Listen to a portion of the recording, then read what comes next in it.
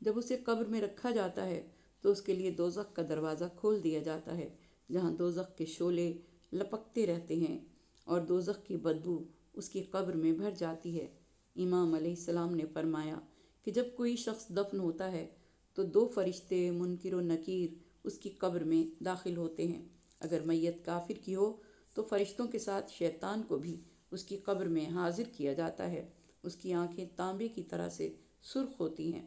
فرشتے پوچھتے ہیں کہ تیرا رب کون ہے، تیرا دین کیا ہے، اور تو اس شخص کے متعلق کیا کہتا ہے، یعنی ابلیس کے متعلق جو ابھی قبر میں آیا ہے۔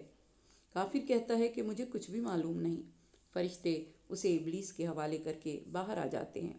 وہ اس کی قبر میں 99 سانپ مسلط کر دیتا ہے، اور وہ اتنے زہریلے سانپ ہیں کہ اگر ایک بھی زمین پر پھونک مارے تو زمین پر کبھی بھی کوئی درخت اور سبزہ پیدا نہ ہو۔ اس کے لیے دوزخ کا ایک دروازہ کھول دیا جاتا ہے۔ وہ دوزخ میں اپنے مقام کو دیکھتا ہے۔ امام موسیٰ کاظم علیہ السلام نے فرمایا، قبر میں ہر مومن و کافر سے پوچھا جاتا ہے کہ تیرا رب کون ہے؟ وہ کہتے ہیں کہ اللہ تعالیٰ ہمارا رب ہے۔ پھر پوچھا جاتا ہے تیرا نبی کون ہے؟ وہ کہتے ہیں محمد مصطفیٰ صلی اللہ علیہ وآلہ وسلم میرے نبی ہیں۔ پھر پوچھا جاتا ہے تیرا دین کیا ہے؟ وہ جواب دیتا ہے اسلام میرا دین ہے۔ کافر سے کہا جاتا ہے تجھے ان باتوں کا جواب کیسے معلوم ہوا؟ وہ کہتا ہے کہ لوگ یہ باتیں کرتے تھے، چنانچہ میں نے بھی یہی کچھ کہہ دیا۔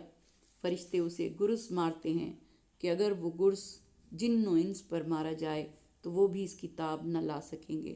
گرز کی وجہ سے وہ سیسے کی طرح سے پگھل جاتا ہے۔ پھر فرشتے اس میں دوبارہ روح کو داخل کرتے ہیں اور اس کے دل کو آگ کی دو تختیوں کے درمیان رکھ دیا جاتا ہے، اور وہ یہ دعا کرتا ہے کہ خدایا قیامت کی آمد کو مؤخر کر دے، قیامت کی آمد کو روک دے تاکہ مزید عذاب کا اضافہ نہ ہو۔ اللہ تعالیٰ نے سرزمین مشرق میں ایک آگ پیدا کی ہے جہاں کفار کی روحیں رہتی ہیں۔ وہ وہاں پر اگے ہوئے زقوم کو کھاتی ہیں۔ رات کے وقت انہیں کھولتا ہوا پانی پلایا جاتا ہے۔ جب صبح ہوتی ہے تو انہیں یمن کی وادی برہوت میں داخل کیا جاتا ہے۔ وہ جگہ دنیاوی آگ کی حرارت سے زیادہ گرم ہے۔ یہاں ان کی آپس میں ملاقات ہوتی ہے اور وہ ایک دوسرے کو پہچانتے ہیں۔ پھر جیسے ہی شام ہوتی ہے انہیں آگ میں دھکیل دیا جاتا ہے۔ یہ سلسلہ قیامت تک جاری رہے گا۔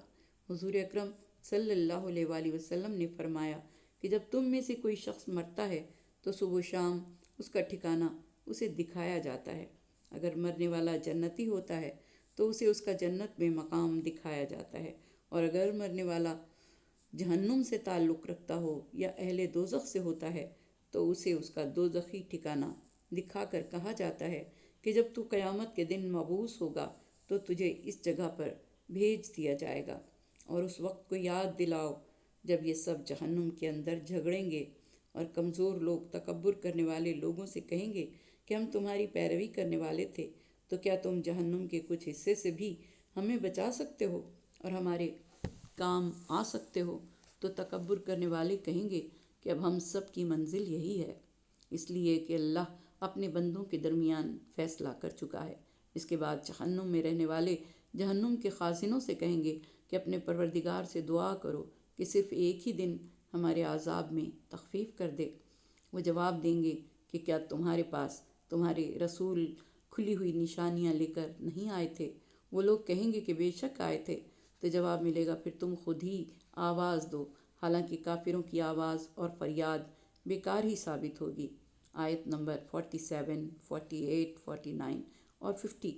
امیر المومنین علیہ السلام نے غدیر کے دن خطبہ ارشاد فرمایا، اور آپ نے فرمایا کہ اے لوگو، اللہ کی توحید کا اقرار کر کے اور جن کی اطاعت کا خدا نے تمہیں حکم دیا ہے ان کی اطاعت کر کے اور کافروں سے دوری اختیار کر کے اللہ کا قرب حاصل کرو، اور گمراہی میں ایسا مگن مت ہونا کہ گمراہوں اور گمراہ کنندوں کی پیروی کر کے راہ مستقیم سے دور ہو جاؤ۔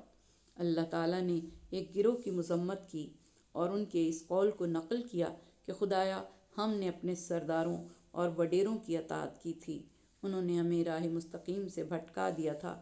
اور ایسے ہی لوگوں کے مستقبل کی ترجمانی کرتے ہوئے خدا نے فرمایا ہے، جب وہ دوزخ میں ایک دوسرے سے جھگڑا کریں گے، اور کمزور لوگ طاقتور افراد سے کہیں گے کہ ہم تو تمہارے پیروکار تھے، تو کیا تم ہمیں آگ کے کچھ حصے کی تکلیف سے بچا سکتے ہو؟ جواب میں وہ کہیں گے کہ اگر خدا نے ہمیں ہدایت دی ہوتی تو ہم بھی تمہیں ہدایت دیتے۔ مولا نے فرمایا، اے لوگو، جانتے ہو کہ استکبار سے کیا مراد ہے؟ استکبار یہ ہے کہ جس کی اطاعت کا حکم دیا گیا ہے اس کی اطاعت نہ کی جائے، اس کی اطاعت چھوڑ دی جائے، اور جو اس کی اطاعت کی دعوت دیں ان پر اپنی برتری قائم کرنے کی کوشش کی جائے، انہیں دبا دیا جائے، ان کی زبانوں کو خاموش کر دیا جائے۔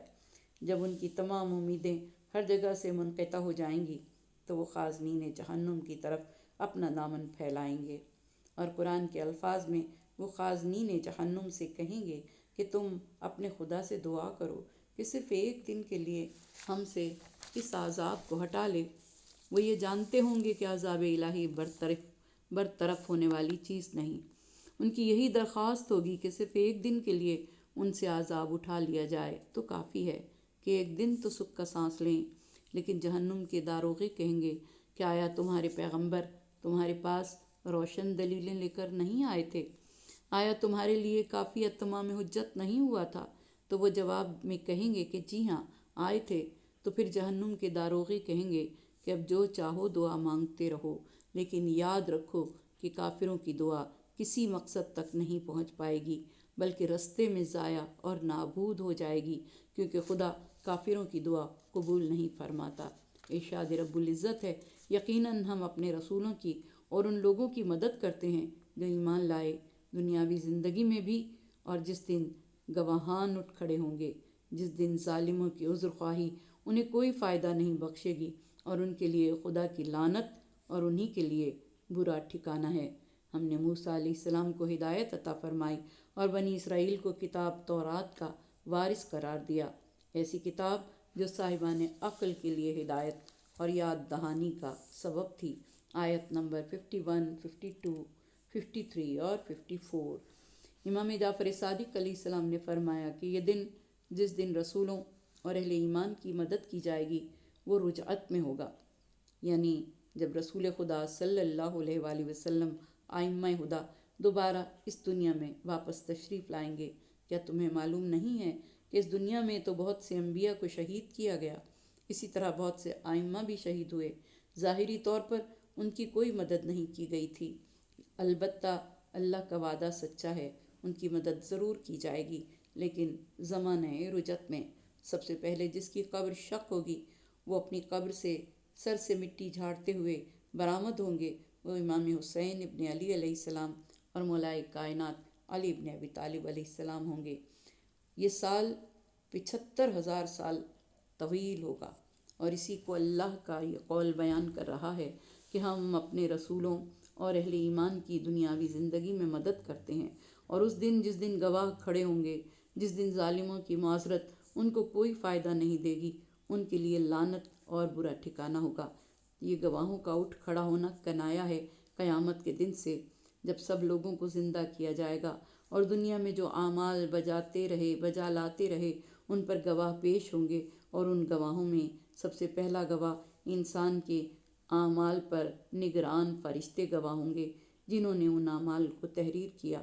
دوسرے انبیاء جو اپنی اپنی امت پر گواہ ہوں گے۔ تیسرے وہ مومنین جو ان کے اعمال پر گواہ ہیں، اللہ کے صالح بندے ہوں گے۔ قیامت کا دن وہ دن ہوگا جس میں تمام مخلوق جمع ہوگی۔ اس عظیم اجتماع میں گواہان کھڑے ہوں گے۔ اس دن برے اعمال کرنے والوں کی بدترین رسوائی ہوگی۔ جو نیکوکار ہوں گے ان کے لیے یہ دن فخر کا دن ہوگا۔ اس دن نافرمانوں کا برا ٹھکانہ ہوگا۔ ظالم اپنے ظلم کی عذر خواہی کریں گے، مگر وہ عذر خواہی قبول نہ کی جائے گی، ان پر لعنت کی جائے گی، چہرے سیاہ ہو جائیں گے اور انہیں جہنم کی بشارت دی جائے گی۔ دعائے نور میں امام زمانہ علیہ السلام کی دعا ہے کہ خدایا مجھے پناہ دے اس دن سے جب چہرے سیاہ ہوں گے۔ آیت نمبر 53 اور 54 میں ارشاد قدرت ہوا کہ ہم نے موسیٰ علیہ السلام اور بنی اسرائیل کو توریت کا وارث بنایا۔ یہ کتاب صاحبان عقل و خرد کے لیے ہدایت اور یادآوری کا سبب تھی۔ یہ کتاب گزشتہ انبیاء پر نازل کردہ کتابوں اور صحیفوں کا تسلسل تھی، تاکہ انسان ہدایت کے راستے پر چلے، اپنے خالق و مالک کو پہچانے اور دنیا کے گناہوں سے دور رہ کر اپنی آخرت کے لیے بہترین انتظام کرے۔ صدق اللہ العلی العظیم۔ یا بار الہ، ہمیں توفیق دے کہ قرآن کریم کو پڑھ کر ہدایت کی راہ پر چلیں اور قرآن پاک کو ایک نصیحت سمجھتے ہوئے اس پر عمل کریں، خدا کے احکام پر عمل کریں۔ اس دن رسوا نہ ہو جب اپنے ہی اعضاء گواہ بن جائیں اور انسان بے بسی کی حالت میں کہے کہ یہ تو میری ہی آنکھیں ہیں، میرے ہی اعضاء ہیں، مگر میرے خلاف گواہ ہیں۔ اس وقت خدا کہے گا کہ اعضاء تو تیرے ہیں، لیکن ان کا خالق میں ہوں۔ خداوند کریم جہنم کے عذاب سے ہمیں محفوظ رکھنا، اس آتش جہنم سے ہماری حفاظت فرمانا جس آتش جہنم کو تو نے کافروں اور گناہ گاروں کے لیے بھڑکا رکھا ہے۔ پروردگارہ، ہمیں توفیق دینا کہ دنیا میں وہ زیادہ راہ جمع کریں جو جنت میں جانے کا سبب بنے۔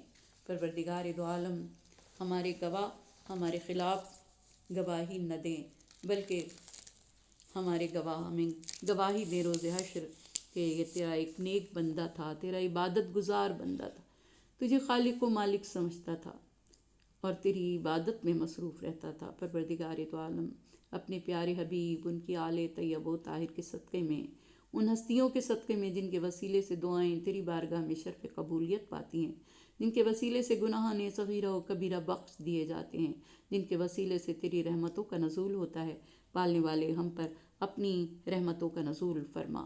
پروردگارہ، ہمارے مرحومین کی مغفرت فرما، ہمارے والدین کی مغفرت فرما، انہیں اپنے جوار میں بلندی درجات عطا فرما۔ پروردگارہ، انہیں کروٹ کروٹ جنت نصیب فرما، ان کی قبروں کو روشن و منور فرما، ان کی قبروں کو کشادگی عطا فرما۔